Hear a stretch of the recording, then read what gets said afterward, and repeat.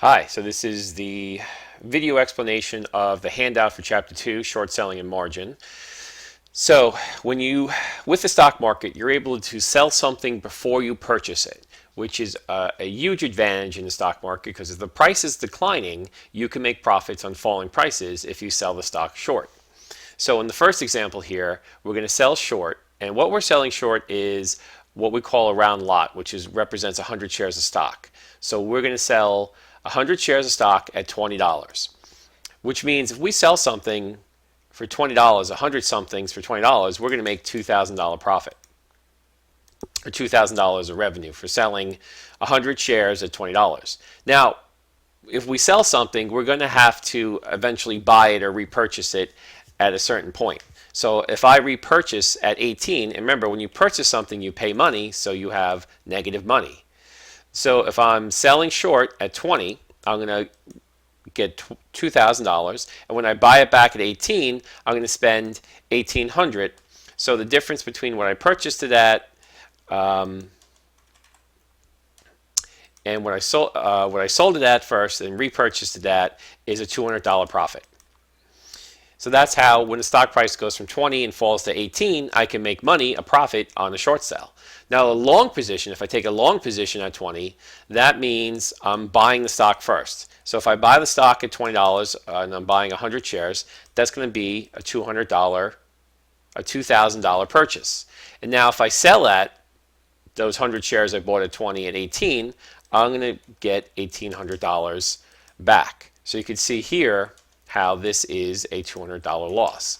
And you'll see that these are reciprocals of each other. Here I sold short first, and since the stock price went down, I made money. And here I took a long position, which I bought the stock at 20, and the stock went down to 18, and I lost $200. Because remember, we're talking about a round lot, which is 100 shares. Okay, so if I was to make a formula for this in Excel, I would say, okay, I'm going to sell at 15 times 100 shares, and then later, so I'm going to repurchase at $18. So maybe this should be a minus. I'm going to purchase 18 times 100 shares, and I have to go back in and put my order of operations, although this looks like it worked anyway. So I'm going to put my parentheses between my buy and my sell short and repurchase. So I sold short at $15. So I sold short at $15, 100 shares, and I repurchased at 18. So that's going to be a loss because now I'm selling at 15 and I have to rebuy it back at 18. So that was not a good trade. But what if I do the opposite? I take a long position at 15 and then I sell it at 18. So here I'm buying low and selling high. This is what I want to do. So actually, let's take this formula. And in this case, I'm going to have to rework the formula here. Okay. And I just want to, since I'm actually buying first and selling later, so I'm just going to change those. Okay. So here I buy at 15 and I sell at 18, so that's a $300 gain. So now I can just take these formulas and easily copy them down here. And let's see if this works. I sold short at 25. Stock price went down to 18, so that's a $7 drop. And since I bought 100 shares, I made a $700 profit. If I was to buy the stock at 25 and the price and then sell it at 18, when it falls to 18, that'd be a $700 loss. Okay, so that's pretty simple. I'm not going to do the second set of boxes. This you can practice with. And remember, if you download the handout from the Blackboard website under course documents, there's also the next tab over, there is an answer key you can look at. So in any of my handouts, I include a tab called answer key. And in this tab, I list the formulas and the answers to each of the problems. So you could go in, test out that handout, test this out, try to calculate it yourself, and then you can look back to the answer key on the handout to see how that worked, how you did. Okay, so let me just bring this back up. Okay, so those are the short selling examples. Now let's look at this margin example here. So I'm going to actually copy this and let me put this in a new environment here. Just open this up a bit. Oop, that's too much. Okay. So we're going to calculate we want to calculate the margin percentage here. So here's the formula for the margin percentage. The value of securities minus the dollars loaned is going to equal, divided by the value of securities will equal our margin percentage. So first, in order to calculate this, let's see what we have as far as our money here. Okay, so assume an investor buys 100 shares of stock at $50 per share, putting up a 60% margin. So when it says market value, this is basically the value of the securities. So the market value is going to be 100 shares times $50 per share. So the market value here is $5,000. So let's format that in dollars. Now, the debit balance is the amount of money that I'm going to borrow, the dollars loaned. Now, if it says a 60% margin, so a 60% margin means that the margin actually means the amount of equity. So if we break this up, we're going to have 60% is going to be my equity. So that must mean 40% is going to be the amount I'm borrowing, or the dollars loaned. Okay, so if I take, I'm going to get my debit balance of dollars loaned, I'm going to take the 40%, I'm going to multiply it by the 5,000. And this will give me the dollars, the debit balance. Now the equity, since margin, the 60% margin means that 60% of this transaction has to be equity, I'm going to multiply this, sorry for the crude graphics here, I'm going to multiply the 60% by 5,000, and this will give me the equity. So that's basically how you break up to find the equity, cash, and the debit balance. And together, both of these are going to have to equal $5,000, because I'm breaking the $5,000 up between 60% for equity here and 40% for the debit balance, because the margin is at 60%. So let me put that away.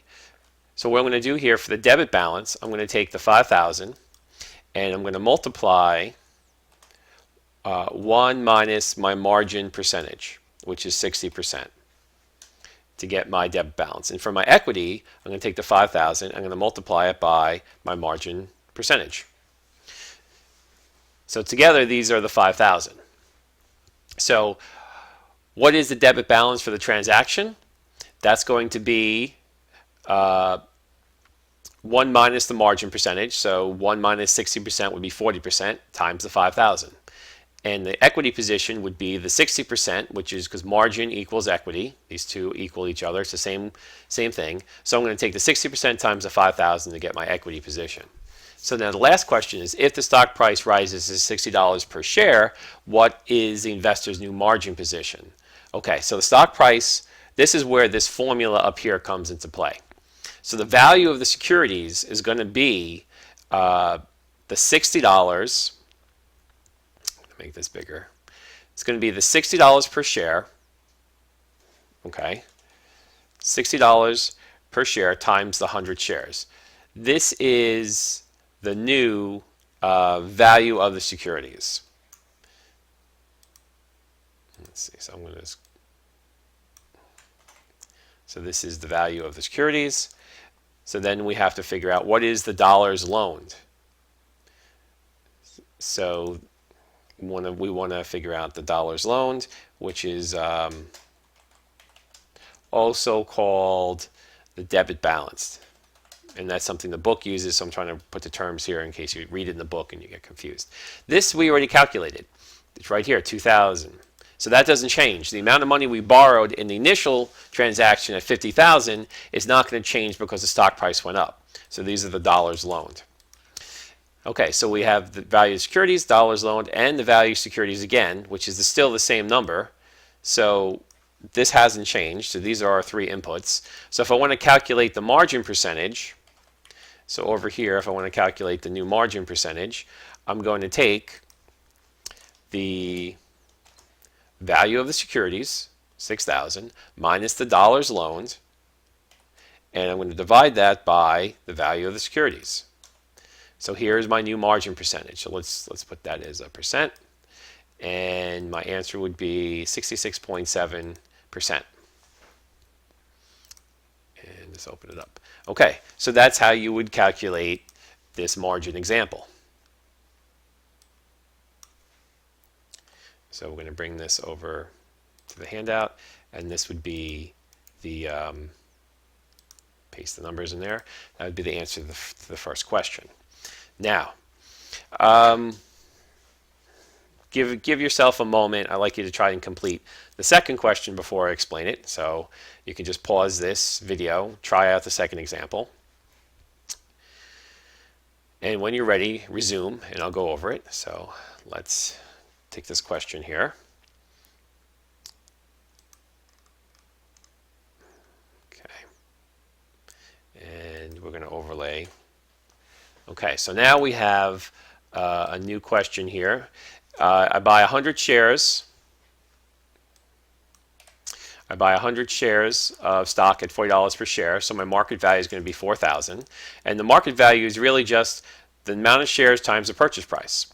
Now, to come up with the debit balance, I'm going to take the market value, and I'm going to multiply it by 1 minus the margin, which is 55%. And this will give me my debit balance. Now, I know that my equity balance, my cash balance, has to be the 4,000 minus the 18,000 or 2,200.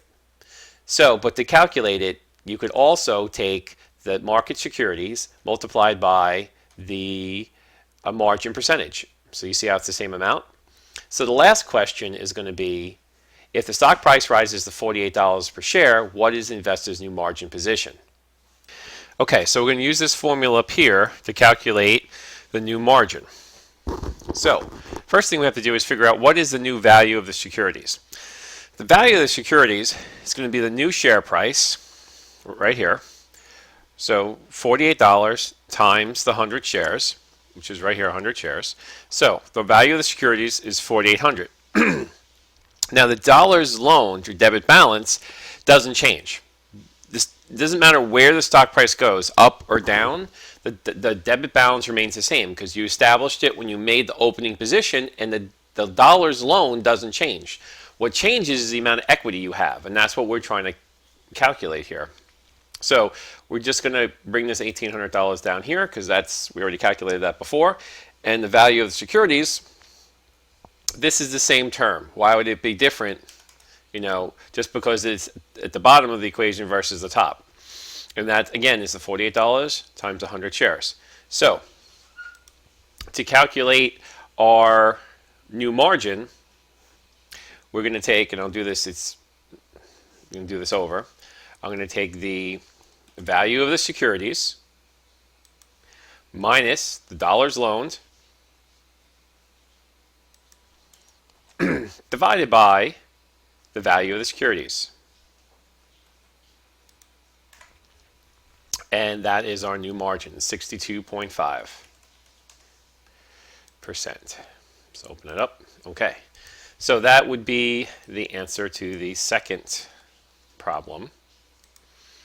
Let's go back to the handout.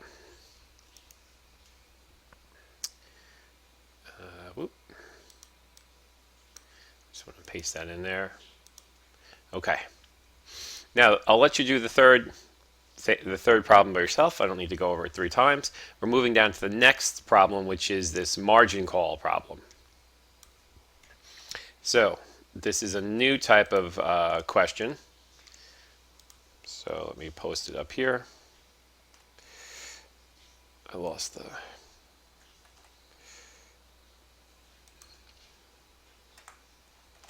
All right. So here's the formula. The amount borrowed divided by the number of shares multiplied by 1 minus the margin maintenance percentage. So we purchased 100 shares of stock at $40 per share using an initial margin of 40%.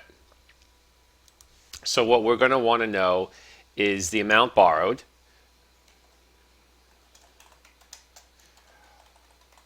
which is, the dollars loaned, or sometimes known as the debit balance.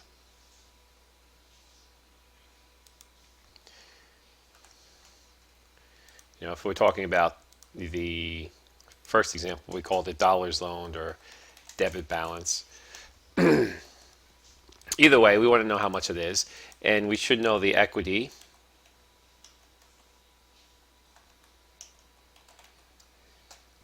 which is also the margin, dollars. And let's see, we have the margin maintenance percentage here is 25%, and number of shares is 100. So first, I guess the only really thing we have to calculate here is the amount borrowed. So let's see here. Okay, so the margin is at 40%.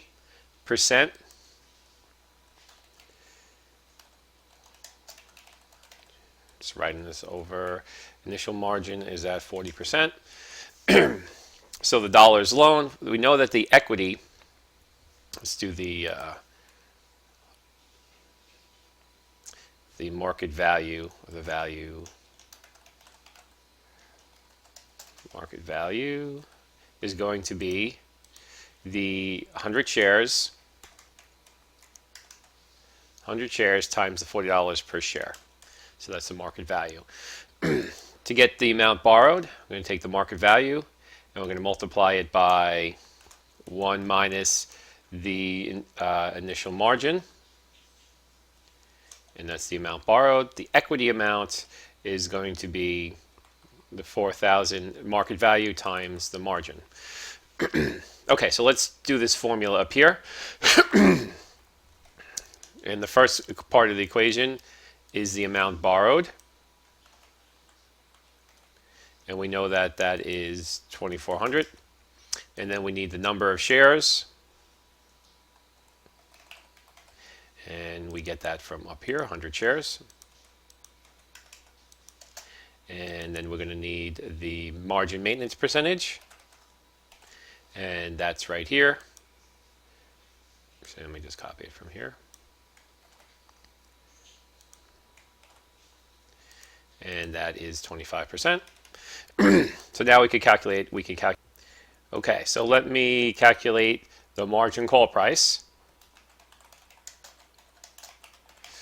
Okay. And I'm going to follow the formula, the amount borrowed divided by the number of shares multiplied by 1 minus the margin maintenance. All right. And we get 32. So the answer to this problem would be 32. Go back to the handout, check the answer key, and yes, 32. Okay, so that would be the answer there.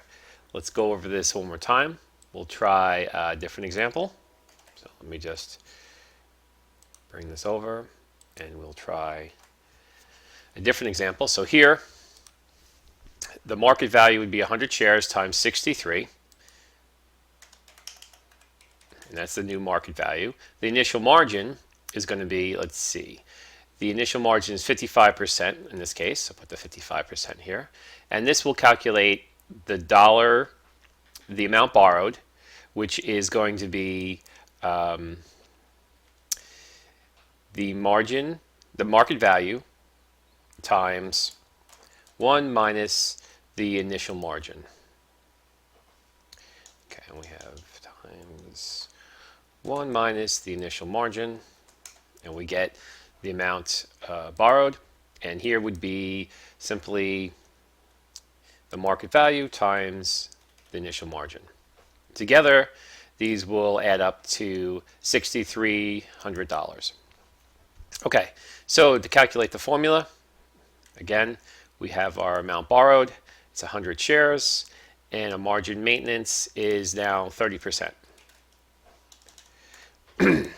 Okay, so let's recalculate the formula, and I'm going to use the amount borrowed divided by 100 shares, multiply by 1 minus the margin maintenance percentage,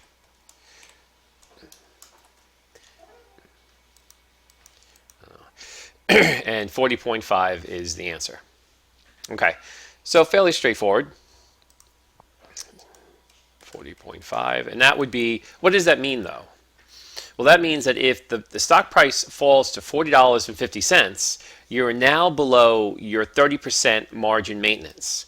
So this would mean that at this price, you're hitting your margin maintenance, and what that means is the margin maintenance says you need to add more cash into your account, otherwise we're going to sell the stock for you and to get our money first. So what this really is you buy a stock at $63 on margin. If the stock drops to $40.50, you're going to have to add money to your account to maintain the equity in your account so that the brokerage is never at a loss position. So they will always sell your stock, sometimes without even telling you, to make sure that you don't lose the money that you borrowed from them. And that's the whole point of this margin maintenance. For more of this, see my lecture in chapter 2 about margin, and that really explains it more. I'll leave you the last problem to do yourself, and remember that every classroom handout has its own answer key at the separate tab at the bottom of this spreadsheet. So I hope this was a good review or established how to do short selling and how to calculate margin and margin call, because these things are likely to show up on the exam and you should know it. Okay, thank you very much, and I'll talk to you soon.